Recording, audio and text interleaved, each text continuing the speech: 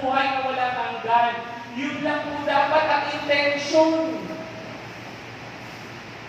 Dahil sayang, magsisimba tayo linggo-linggo, pero hindi natin natatanggap ang buhay na walang hanggan. Wala pong epekto yun. Nagsasayang lang po tayo ng tubig sa pagligo, kuryente sa pagplansya ng mga damit, at yung binili natin pabango. Ngunit sa impyerno naman pala ang punta natin. Nakakalungkot po yun. Hindi po ako nananakot. Reality check lang po. So kung nag-effort naman po pala tayo, naligo tayo, no, kahit na may banta ng ulan, okay lang. Simba pa rin. Gumasto sa kuryente para pagplansya ng damit.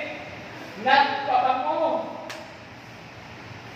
Sana man lang makita natin ang dahilan kung bakit tayo nagsisimba. Dahil gusto natin makatanggap ng buhay na walang hanggan.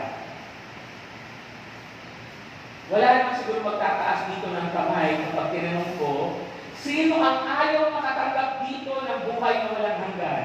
Wala namang point sa ganung tanong, tama po ba? Lahat po tayo gusto natin makatanggap ng buhay na walang hanggan. So paka-check sa katabi mo kung gising pa. Ayan.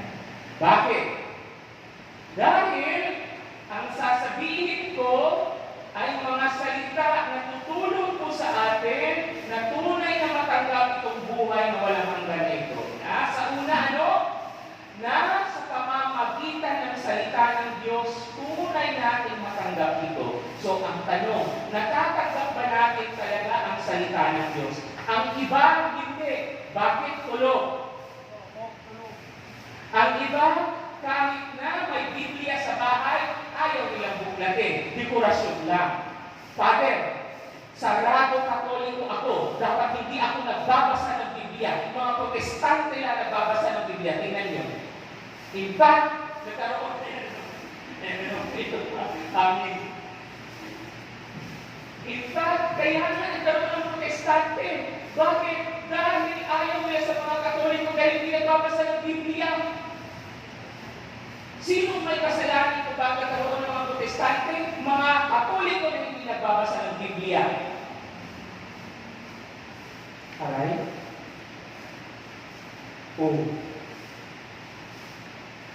Huwag po kayong matakot.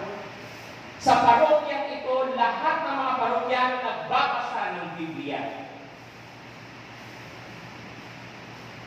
Okay? Biblia, nakikinig tayo sa mga pagbasa at